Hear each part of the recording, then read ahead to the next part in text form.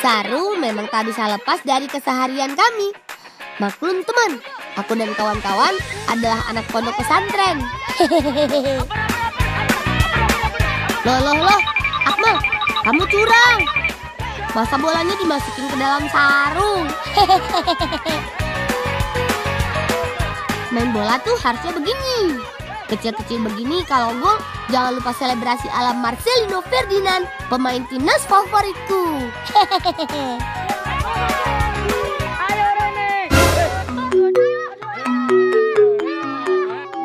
Sampean kok gak ngaji? Iya, ikatnya ngaji. Ayo, balik nah. Pondok, ngaji kok malah bal-balan. Pak Ustadz sampai menyusul kami ke puncak bukit. Feelingku sih, kalau sudah begini, pasti kami bakal dihukum.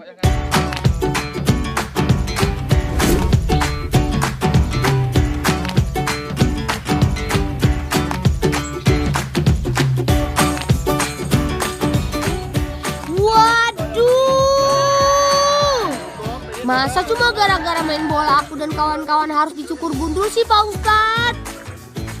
Memang sih ini bukan pertama kalinya kami mangkir ngaji demi bermain bola.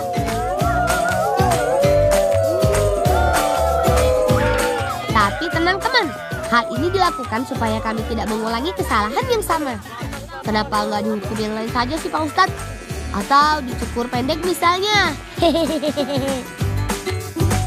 Pripun Pak Ustadz kok kudu digundul? Ya sampean ben ngerti lek sampean iku melanggar peraturan. Terus lek sampean ku lek ngilonan bercermin ben sadar bahwa sampean pernah melanggar peraturan. Terus engko gak mengulangi maneh. Iya, maaf Pak Ustadz, kami mengaku salah. Tahu melanggar peraturan. Aduh Pak Ustadz, kalau botak begini kan aku jadi malu. Mana disaksikan teman-teman pula digundulinya. Tambah malu kan jadinya. Memang sih nanti pasti tumbuh lagi, tapi itu kan perlu waktu berbulan-bulan. Hehehe.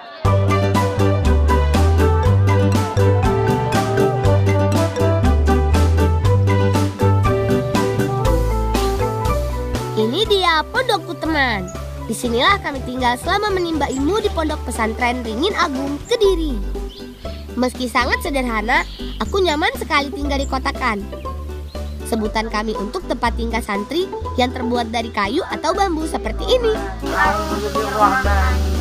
Seperti yang kalian lihat, banyak poster pemain tim nasional yang kupasang. Kalian pasti sudah tidak asing lagi kan dengan pemain-pemain ini? Hehehe. Innahu kana wa'duhu Selepas dihukum tadi, kami semua langsung mengaji. Keseharian aku dan kawan-kawan memang seperti ini teman. Kalau tidak main bola, ya mengaji. Kami mengaji 5 kali sehari. Biasanya dilakukan setiap habis sholat 5 waktu. Selain mendalami ilmu agama, di pondok pesantren juga aku belajar hidup mandiri. Tinggal jauh dari orang tua membuatku dan kawan-kawan harus bisa mengurus diri sendiri.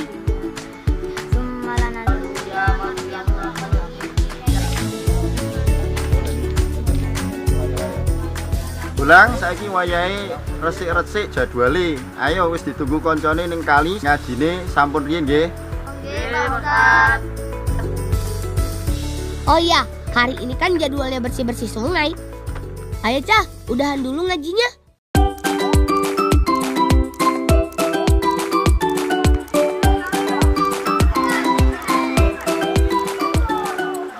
Sebulan sekali, kami semua dijadwalkan membersihkan sungai seperti ini. Di belakang pondok memang ada sungai yang mengalir, sekaligus menjadi batas lingkungan pondok. Meski tidak terlalu besar, sungainya cukup jernih. Selain karena rutin kami bersihkan, air kali yang mengalir ini berasal dari sumber mata air yang lokasinya tidak begitu jauh dari pondok, sehingga alirannya memang jernih.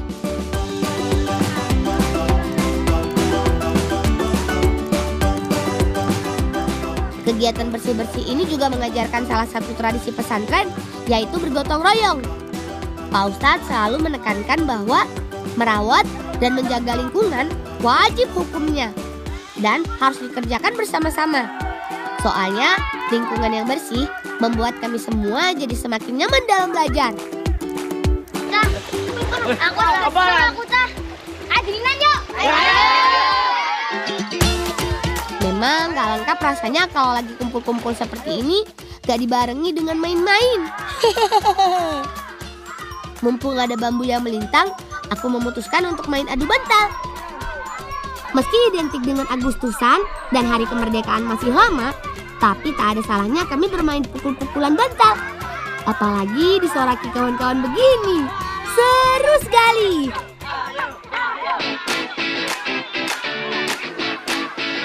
Tapi Riva kok susah sih dijatuhkan? Tuh kan, malah aku yang terjatuh. Basah-basahan di siang hari seperti ini emang seru sekali teman. Segar.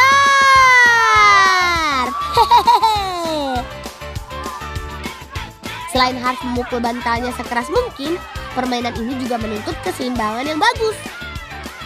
Masalahnya, tetap seimbang di batang bambu yang licin seperti ini rupanya sulit sekali.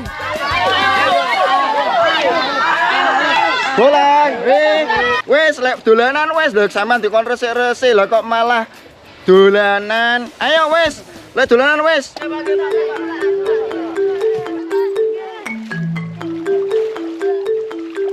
Ayo Bolang, dijak koncone kabeh mulih adus gendang ngaji ya. Ya wes tak tinggal ya.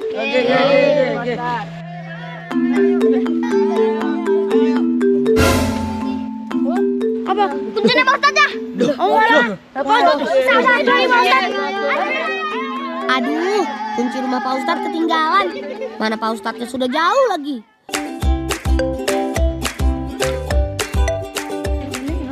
Assalamualaikum Pak Assalamualaikum Ustaz. Ustaz. Waalaikumsalam. Wonten apa? Niki, kula ajeng ngantaraken kunci. Suwun nggih sampean temokne tak goleki ket mangi gak petuk ning ndi tak akit ning ndi. Nggih, matur suwun. Oh nggih Pak Ustaz. Bareng mboten nggih. Kula mengke kalih rencang-rencang ajenge ningali bal-balan. Loh, lah sampean kok kan yo enek acara arep tampil. Lho mosok arep ditinggal delok bal-balan. Nah, yo gak oleh tong sampean arep tampil kok Nggih pun Pak Ustaz, ngoten mawon. Assalamualaikum. Ya, gimana dong? Masa aku nggak jadi nonton timnas main? Hatiku sangat sedih rasanya. Pak Ustadz menyuruhku untuk tampil pada acara Marawis nanti. Masalahnya, jadwal pentas Marawis bentrok dengan pertandingan timnas.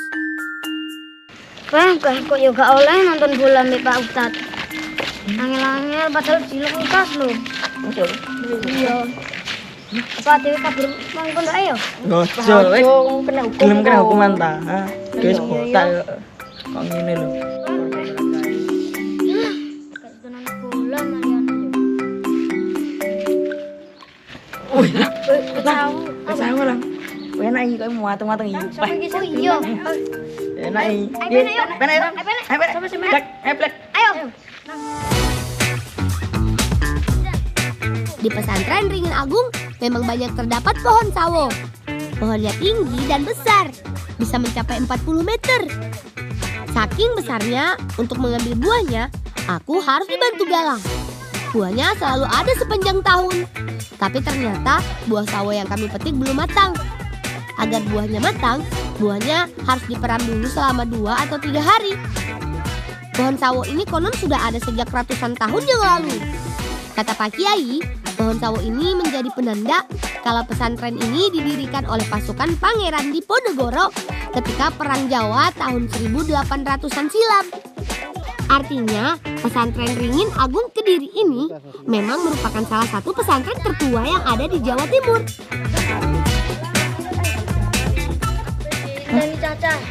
Oh, dilihat Caca. Ayo. Rame toh. Ayo. Sunan Gresik Maulana Malik Ibrahim. Kata Pak Ustadz, pentas Marawis nanti akan digelar di acara syukuran dalam menyambut Hari Raya Idul Adha dan silaturahmi dengan warga desa tetangga. Sunan Bonang Maulana Pentas kali ini aku merasa ogah-ogahan. Rasanya tidak semangat sekali.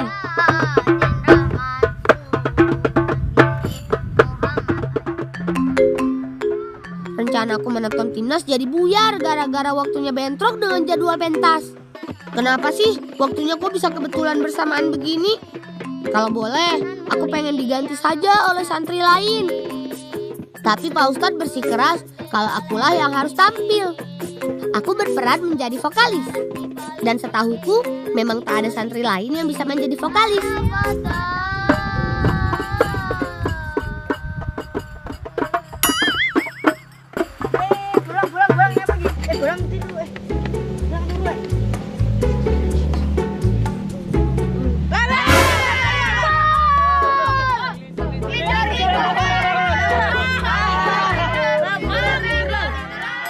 Waduh, rupanya nobarnya sampai terbawa mimpi. Aku ngantuk, Rek.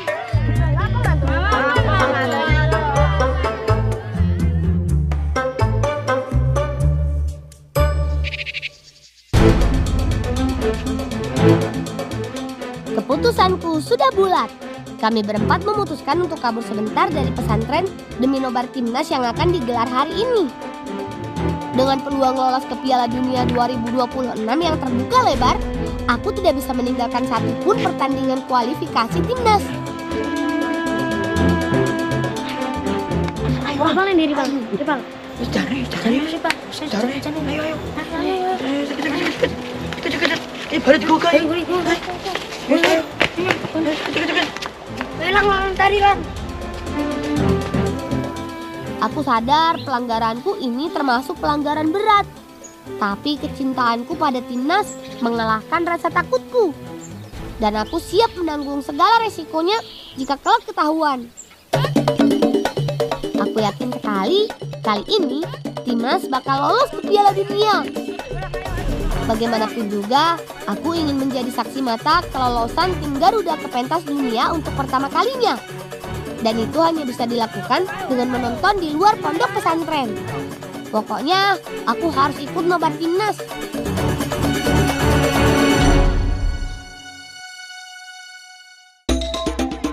Mumpung pertandingan timnas masih nanti sore, main bola sebentar tidak apa-apa kali ya. Kebetulan ada anak-anak desa Keling yang sedang bermain bola. Aku dan kawan-kawan memang paling tidak tahan kalau ada yang sedang bal-balan. Rasanya pengen ikut gabung dan bermain. Ada yang main apa ini? Main estafet bola wes. Bola. Ayo, Din. Tapi rupanya aku diajak main bola dengan cara yang berbeda.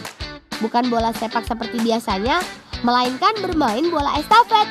Caranya, aku dan kawan-kawan harus mengoper bola di sela-sela kaki, tapi dengan menggunakan tangan. Bola harus dioper hingga orang yang paling belakang. Jika sudah, maka orang paling belakang gantian jadi orang paling depan. Dan begitu seterusnya. Hehehe. Siapa yang duluan sampai garis finish, dialah pemenangnya. Sama halnya seperti sepak bola, bola estafet ini juga butuh kekompakan dan kerja sama tim yang bagus, teman. Ayo, Cah, jangan sampai membuat malu nama pesantren Ringin Agung.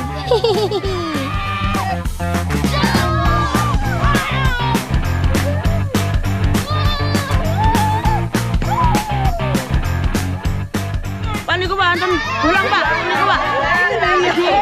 Pak.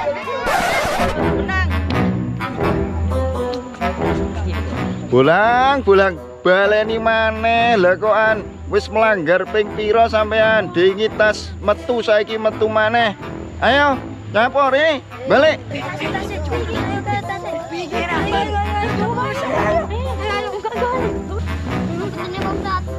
Waya ngaji sampean ning pondok dikon ngaji, dikon belajar kok malah bal-balan kok malah metu. Ayo. Sampean arep dadi apa cok lek ra gelem ngaji kok malah kabur kabeh. Wes sesuk lek ngono golek kayu bakar karo aku kabeh ya. Di persiapan acara sesuk kabeh. Aduh, kok bisa ketahuan lagi sih untuk kedua kalinya? Pasti ada kawan-kawan di pondok melapor kepada Pak Ustadz.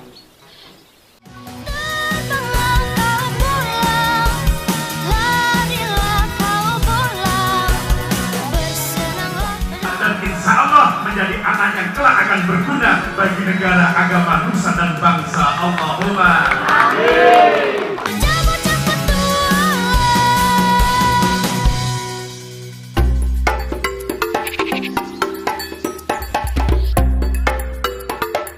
Untungnya Pak Ustadz cuma menghukum kami mencari kayu bakar ke kebun dekat pondok. Dan aku harus berterima kasih kepada Ustadz Nizar. Sebagai gantinya, aku hanya dihukum ringan, disuruh mencari kayu bakar.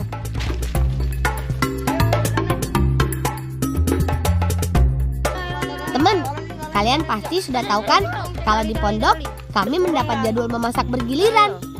Nah, masakanku dikenal salah satu yang paling enak loh seantero Ringin Agung. Hehehe. Sepertinya kayu bakarnya sudah cukup. Ayo kita balik ke pondok.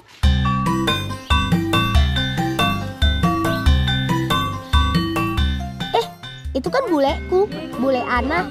Tampaknya sedang ada panen. Nang kate ning ndi awakmu? Kula ajeng mriko. Bang ngono bule ya, ngepaki blonceng ya. Ternyata sayur yang sedang dipanen adalah labu air, atau di tempat kami disebut blonceng, teman. Jujur, aku baru pertama kali melihat labu yang satu ini. Ukurannya besar-besar sekali. Satu buah blonceng beratnya bisa lebih dari 2 kg. Bentuknya lonjong memanjang seperti botol. Makanya buah yang satu ini disebut juga labu botol. Buah berwarna hijau ini biasanya dipanen setelah 2 atau 3 bulan. Labu air tumbuh subur di mana saja, baik di dataran rendah maupun di dataran tinggi. Juga bisa dipanen kapan saja, entah itu di musim kemarau atau musim hujan. Kata bule, itulah yang merupakan kelebihan dari labu air. Langkit gone pawon ya, kok ge masak kok sore. Bule tak metek-metek neh, jek akeh engko selak ning pasar kok selak telat engko selak kawanen. Bule juga bilang kalau blonceng ini akan diolah jadi salah satu menu pada acara makan bersama nanti. Dan aku disuruh duluan membawa bloncengnya ke sana.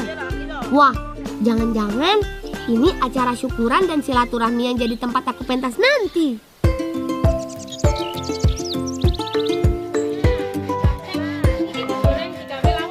Wah, iya, rupanya benar Bolangers.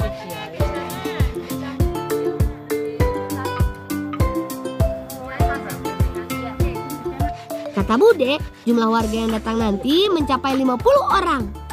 Oleh karena itu, bumbu yang digunakan pun harus banyak, mesti melimpah ruah seperti ini. Begitu pula dengan nasinya, 1 dangdang penuh. Masih ditambah lagi wadah baskom yang terisi penuh oleh beras yang siap diolah jadi nasi. Nah, untuk menunya adalah sayur lodeh. Blonceng yang baru dipetik tadi menjadi salah satu bahannya. Oh alah, rupanya begini ya bagian dalam blonceng atau labu air. Warna dagingnya putih bersih dan bijinya kecil-kecil. Setelah dibuang bijinya, blonceng lalu diiris-iris memanjang seperti ini.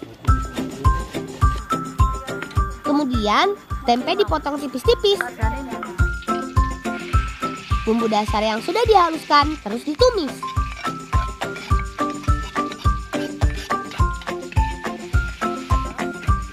Tinggal dimasukkan deh blonceng dan tempenya. Juga irisan cabai merah dan cabai hijau. Aduk hingga bumbunya merata.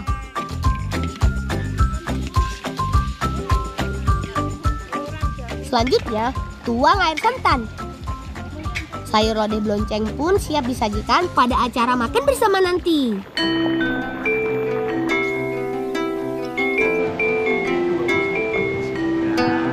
Tekunlah menuntut ilmu. Apa lang? Apa lah? Iku lah Gus Blu toh? Yo iku Gus Bu iku. Gus Blu. Aku suka sekali ceramah dan tausiah dari Gus Blu karena penyampaiannya yang ringan dan lucu. Gus Blu sendiri berasal dari Kediri, Jawa Timur. Jujur, aku tidak mengerti kenapa beliau dipanggil Gus Blu. Ingin disayang oleh Allah. Yang kedua, orang tua Syukur yang ada di alhamdulillah, sekolah. Nah, ulama yang memiliki nama asli Gus Arif Widodo Abdullah ini 90 ya? bisa kulihat langsung di sini di desa tetangga, Desa Kepung. Enggak, cepet kelar ngajinya. Aku tidak menyangka kalau ulama terkenal seperti Gus Blu masih mau mengajar anak-anak kecil mengaji. Di Kediri sendiri namanya cukup tersohor. Bisa dibilang melalui sosmed sosoknya kerap warawiri menghadiri berbagai acara seperti Maulid Nabi Muhammad, Isra Mi'raj yang diselenggarakan di sekitar kota ini. Dari situlah aku jatuh hati. Ceramah Gus Arif atau Gus Blu mudah ku mengerti karena bahasanya menggunakan istilah sehari-hari. Aku tidak menyangka kalau ulama terkenal seperti Gus Blu masih mau mengajar anak-anak kecil mengaji. Setelah beres mengajar anak-anak, aku mau menyapa Gus Blu. Hehehe. Jangan sampai meninggalkan mengaji. Masya Allah, Gus Blu ternyata sosok yang sangat rendah hati. Niat hati hanya ingin menyapa dan salim pada Gus Blu, beliau malah mengajak ngobrol seperti ini. Dengan ilmu agamanya yang begitu luas, Gus Blu memberi ujangan dan nasihat yang sangat bermanfaat. Tak lupa, aku juga curhat soal hukuman yang kuterima belakangan ini. Bolang, cinta kepada sepak bola boleh, tapi jangan sampai karena cinta kepada sepak bola kamu meninggalkan sekolah. Jangan sampai meninggalkan mengaji, apalagi tidak nurut pada Bapak Kiai. Ya, insya Allah kalau kesampean semua nurut kepada Bapak Kiai, rajin mengaji, telah akan menjadi manusia yang berguna bagi negara, agama, nusa, dan bangsa. Baik Gus, mulai detik ini aku dan yang lain akan nurut dengan perintah Pak Ustadz dan Pak Kiai. Aku juga berjanji tidak akan mengulanginya lagi. Oh iya, satu lagi teman. Aku baru tahu kalau Gus Blu akan menjadi penceramah di acara syukuran sore ini.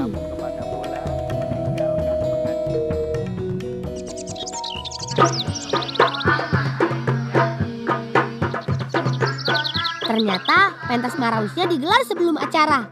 Dengan penuh percaya diri, langsung saja aku menyanyikan sholawat Wali Songo dengan iringan rebana kawan-kawan.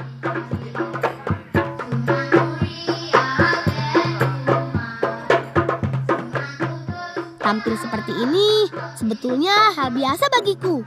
Tak ada rasa gugup sama sekali. Tenang Lang, tenang. Konsentrasi, fokus.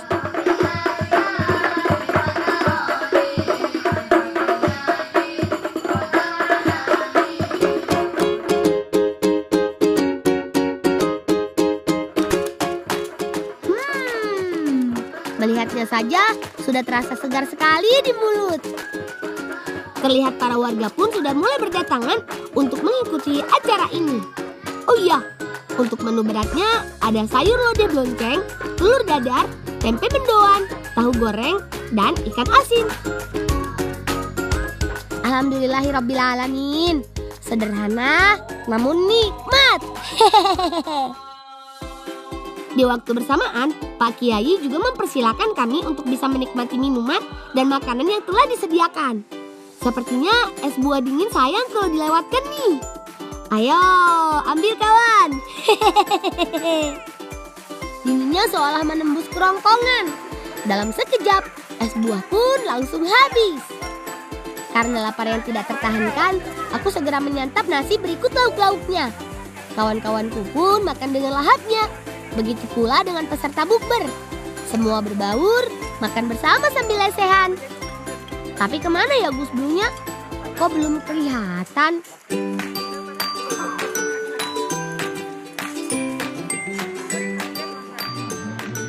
Nah, itu dia.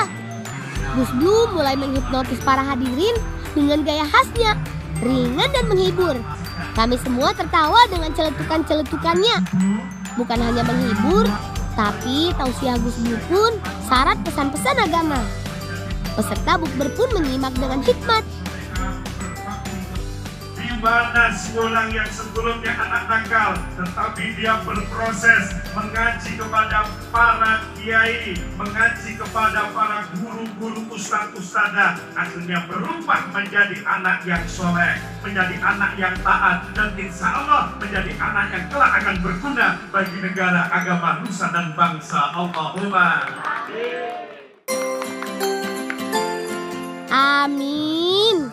Alhamdulillah. Rupanya Gus Bro tahu dan sering nonton si Bolang, teman. Berarti kita sama-sama terkenal ya, Gus.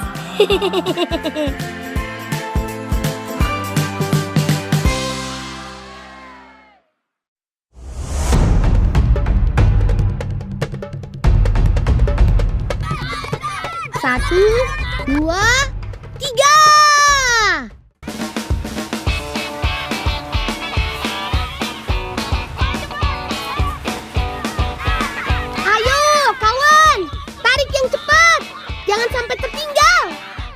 Permainan ini, kami harus bersama-sama menarik keranjang ini sampai ke titik pertama. Lalu bergantian dengan pemain lainnya untuk berputar balik. Dan yang berhasil kembali ke titik awal lebih dulu, dialah pemenangnya.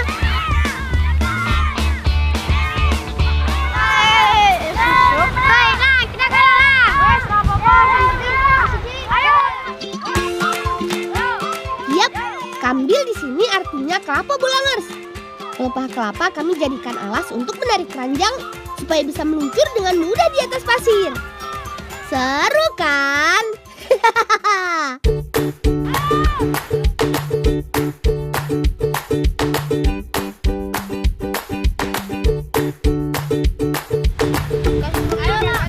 Bolangers, menikmati pesona keindahan pantai Watu Karung di pinggir tebing seperti ini sudah jadi hal yang biasa bagi kami. Apalagi sambil menikmati hasil lautnya.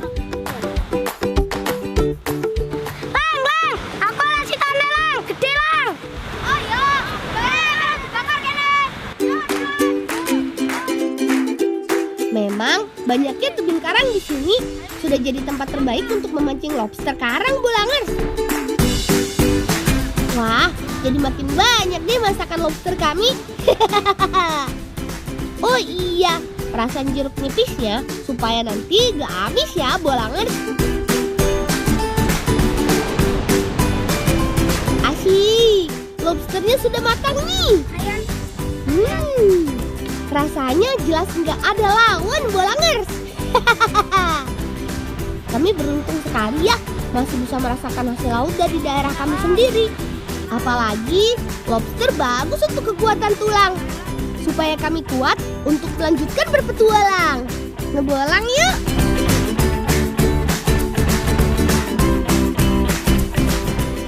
Bocah-bocah petualang.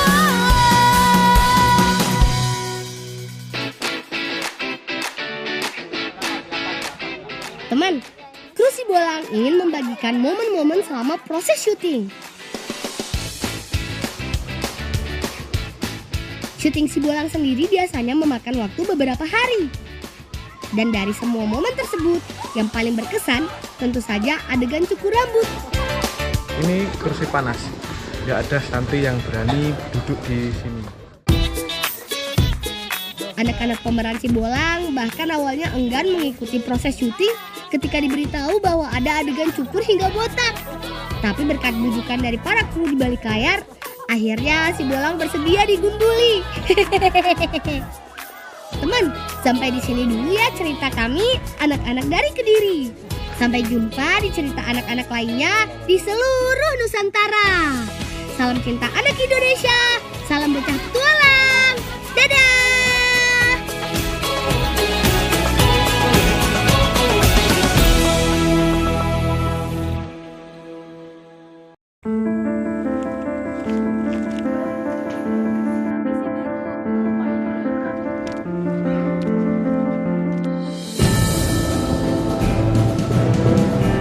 Kita udah sampai di kawasan Pulau 3. Ya Allah, bisa sampai sini lagi. Mas Bagus, aku datang, Mas. Maaf ya, aku baru datang sekarang, Mas.